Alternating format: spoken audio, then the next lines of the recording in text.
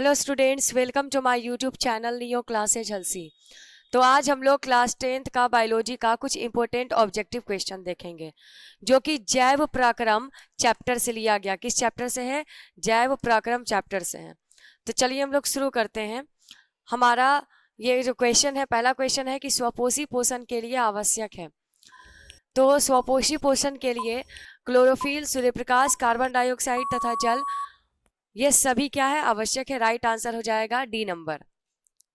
अगर आप लोगों ने पहला पार्ट नहीं देखा है तो इसका पहला जो पार्ट है वो जरूर आप देख लीजिएगा, ठीक है। ये जैव पराक्रम का दूसरा पार्ट है। चलिए, कहा गया है कि इनमें सामान्यतः किसका उपयोग कोशिका द्वारा ऊर्जा उत्पादन के लिए होती है। इनमें सामान्यतः किसका उपयोग कोशिका द्वारा ऊर्जा उत्पादन के लिए होता है? एमिनो अम्ल का, वसा अम्ल का, ग्लूकोज का या सुक्रोज का? ठीक है, तो इसका राइट आंसर हो जाएगा सुक्रोज का। चलिए अगला क्वेश्चन है कि श्वसन की क्रिया होती है साइटोप्लाज्म, माइटोकॉन्ड्रिया में, राइबोसोम में या हरित लवक में? तो श्वसन की जो प्रक्रिया है वो किस में होती है? माइटोकॉन्ड्रिया में होती है। अगला क्वेश्चन देखते हैं कि मनुष्य के ट्रैकिया में क्या पाए जाते हैं?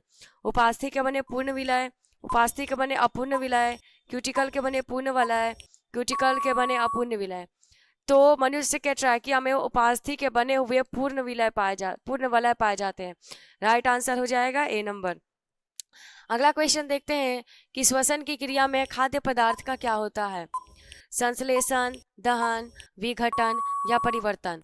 तो श्वसन की क्रिया में खाद्य पदार्थों का विघटन होता है। Right answer C number. अगला क्वेश्चन है कि फूल में नर जनन अंग होता है पुंकेसर, अंडप, वर्तिकाग्र या वर्तिका? तो फूल में नर जनन अंग क्या हो जाता है? पुंकेसर हो जाता है। अगला क्वेश्चन है कि आणविक ऑक्सीजन के उपलब्ध नहीं होने से पायरुवेट का परिवर्तन जंतुओं के किस यौगिक में होता है? लैक्टिक, इथेनॉल, साइट्रिक और ग्लूकोज? तो आणविक ऑक्सीजन के उपलब्ध नहीं होने पर पायरुवेट का जो परिवर्तन है वह इथेनॉल के रूप में होता है। अगला क्वेश्चन है कि पौधों में गैसों के आदान प्रदान के लिए रहते हैं जड़, रंध्र, तना और टहनी?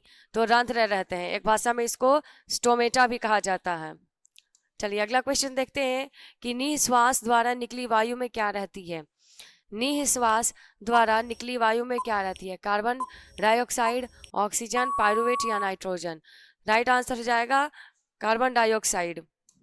अगला क्वेश्चन देखते हैं, एक कोशिकीय शैवालों में जल का परिवहन होता है परासरण द्वारा, चालनी नलिकाओं द्वारा, विसरण द्वारा, जाइलम वाहिकाओं द्वारा? तो एक कोशिकीय शैवालों में जल का जो परिवहन है वह विसरण द्वारा होता है। अगला क्वेश्चन है कि पानी एवं घुलित खनिजों का पौधों में स्थानांतरण होता है जाइलम नलिकाओं द्वारा, फ्लोएम द्वारा, दृढ़ोतक द्वारा, मृदुतक द्वारा?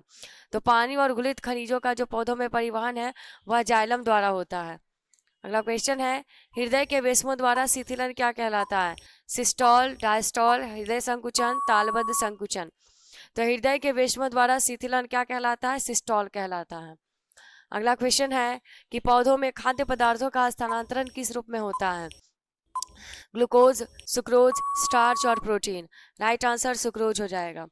अगला क्वेश्चन देखते हैं कि जल तथा घुलनशील लवण का मूल रोम से मूल रोम से पत्तियों तक पहुंचने की क्रिया किस ऊतक द्वारा संपन्न होती है? अर्थात जल तथा घुलनशील लवण कैसे जाता है? कार्टेक्स, फ्लोएम, जाइलम या मूल रोम के जरिए? राइट आंसर हो जाएगा जाइलम के जरिए। चलिए अगला क्वेश्चन है कि निम्नलिखित में से कौन एमिनो अम्ल के विखंडन से बनता है? Carbon dioxide, carbon monoxide, NH3 या बी और सी दोनों? तो राइट आंसर हो जाएगा NH3 बनता है। अगला क्वेश्चन देखते हैं कि रेजिन किस पौधे का उत्सर्जी पदार्थ है? बबूल का, कनेर का, पीपल का या चीड़ का? राइट आंसर हो जाएगा चीड़। रेजिन जो है वो चीड़ का है। क्वेश्चन है, अगर किसी कारण से किसी मनुष्य का एक वृक्क मतलब कि किडनी काम करना अगर बंद कर दे तो उसका परिणाम क्या हो जाएगा? क्या उत्सर्जन बंद हो जाएगा या दूसरे वृक्क से उत्सर्जन होगा या मनुष्य की तुरंत मृत्यु हो जाएगी या इनमें से कोई नहीं? तो अगर एक वृक्क अगर कार्य करना बंद कर देता है तब दूसरा कार्य करता है, और अगर दोनों काम करना बंद कर देता है तो डायलिसिस की प्रक्रिया कराई जाती है। Right answer B number. Question है, स्वपोषण होता है कवकों में, हरे पौधों में, जंतुओं में या सभी जीवों में? तो जो स्वपोषण की प्रक्रिया है वह हरे पौधों में होती है। अगला क्वेश्चन है कि द्विखंडन होता है अमीबा में, पैरामीशियम में, लिशमैनिया में या सभी में? तो ये तीनों में, द्विखंडन की प्रक्रिया तीनों में होती है। क्वेश्चन देखते हैं, कौन सी क्रिया जीवों के लिए अनिवार्य है? प्रकाश संश्लेषण, वाष्पोत्सर्जन, श्वसन या चालन? तो ये तीनों ये जो क्रियाएं हैं ये पेड़ पौधे करते हैं, जबकि जो जीव है वह श्वसन की प्रक्रिया करते हैं। Right answer C number. Question है कि कोशिका झिल्ली किस प्रकार की झिल्ली है? पारगम्य, अपारगम्य, अर्धपारगम्य या कोई नहीं? तो जो कोशिका झिल्ली होती है वो कैसी होती है? अर्धपारगम्य होती है। चलिए अगला क्वेश्चन देखते हैं कि इस किस वर्ग का एक कोशिकीय जीव है? शैवाल, कवक, जीवाणु या कोई नहीं? तो ईस्ट एक प्रकार का क्या है? कवक है। राइट आंसर जाएगा बी नंबर। अगला क्वेश्चन है, दही के जमने में कौन सी क्रिया होती है? दही के जमने में कौन सी क्रिया होती है? अपघटन, प्रकाश संश्लेषण, किण्वन या उत्सर्जन?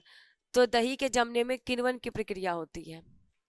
नेक्स्ट क्वेश्चन है कि श्वसन क्रिया के दौरान कितने प्रतिशत ऊर्जा ताप के रूप में निष्कासित होती है?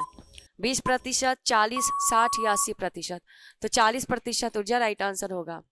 अगला क्वेश्चन है कि मैग्नीशियम पाया जाता है किसमें? क्लोरोफिल में, लाल रक्त कण में, वर्णी लवक में या श्वेत रक्त कण में? तो जो मैग्नीशियम है वो क्लोरोफिल में पाया जाता है। राइट आंसर जाएगा ए नंबर। क्वेश्चन है, प्रकाश संश्लेषण द्वारा किसकी प्राप्ति होती है? वसा, प्रोटीन, ग्लूकोज या फल? तो प्रकाश संश्लेषण के जरिए किसकी प्राप्ति होती है? ग्लूकोज की। अगला क्वेश्चन देखते हैं, वह कौन सा प्रक्रम है जिसके द्वारा शरीर में ऊर्जा का उत्पादन होता है? श्वसन, पोषण, उत्सर्जन या कोई नहीं? तो श्वसन की प्रक्रिया में ऊर्जा का क्या होता है? उत्पादन होता है। Right answer A number. अगला क्वेश्चन है कि मानव हृदय में पाए जाते हैं, तो मानव हृदय में क्या पाए जाते हैं? 3 वेश्म, 4 वेश्म, 5 वेश्म या 2 वेश्म? तो मानव हृदय में 4 वेश्म पाए जाते हैं। Right answer B number, 4 chambers. अगला क्वेश्चन है कि मानव रक्त के 100 ml में उपस्थित यूरिया की सामान्य मात्रा होती है। मानव रक्त के 100 ml में उपस्थित यूरिया की सामान्य मात्रा कितनी होती है? 100 mgdl, 10 से 20 mgdl, 30 से 40 या 40? तो मानव रक्त के 100 ml में यूरिया की जो मात्रा होती है वह 10 से 20 mgdl होती है। चलिए अगला क्वेश्चन देखते हैं कि मस्तिष्क में विभिन्न सूचनाएं किस रूप में संचित होती है? चेतना, आवेग, उद्दीपन या संवेदना? तो मस्तिष्क में विभिन्न सूचनाएं जो है वह आवेग के रूप में संचित होती है। Right answer B number. Question देखते हैं कि वृक्क के संरचनात्मक एवं क्रियात्मक इकाई को क्या बोलते हैं? ग्लोमेरुलस फिल्ट्रेट, वोमेन संपुट, मूत्रवाहिनी या नेफ्रॉन? तो जो वृक्क होता है उसका जो कार्यात्मक और संरचनात्मक इकाई होती है वो क्या होती है? नेफ्रॉन होती है। Right answer D number. अगला क्वेश्चन है कि वृक्क किस जैव प्रक्रम का हिस्सा है? वृक्क किस जैव प्रक्रम का हिस्सा है? उत्सर्जन, श्वसन, पोषण या परिवहन? तो वृक्क जो है वो उत्सर्जन तंत्र का एक भाग है। अगला क्वेश्चन देखते हैं कि पादप अपशिष्ट संचित रहते हैं किसमें? पत्तियों में, कोशिकीय रिक्तिकाओं में, छाल में या इन सभी में? तो जो पादप जो अपशिष्ट है वह इन सभी में उपस्थित रहते हैं। राइट आंसर जाएगा डी नंबर। क्वेश्चन है, मनुष्य में प्रमुख उत्सर्जी अंग है। तो मनुष्य में प्रमुख उत्सर्जी अंग कौन है? रक्त, श्वेत ग्रंथि, वृक्क या अग्नाशय? तो जो प्रमुख उत्सर्जी अंग है वो हमारा कौन है? वृक्क है। राइट आंसर जाएगा सी नंबर। अगला क्वेश्चन देखते हैं कि मानव हृदय में कितने कोष्ठ होते हैं? 2, 8, 1 या 4? तो मानव रक्त में कितने कोष्ठक होते हैं? 4 कोष्ठक। राइट आंसर जाएगा डी नंबर। तो इस तरीके से आज हम लोगों ने जैव प्रक्रम चैप्टर का इंपॉर्टेंट क्वेश्चन देखा। अगर आपको वीडियो अच्छा लगा होगा तो इसे लाइक शेयर करें और हमारे चैनल पे अगर नए हैं तो इसे सब्सक्राइब करना ना भूलें। Thank you.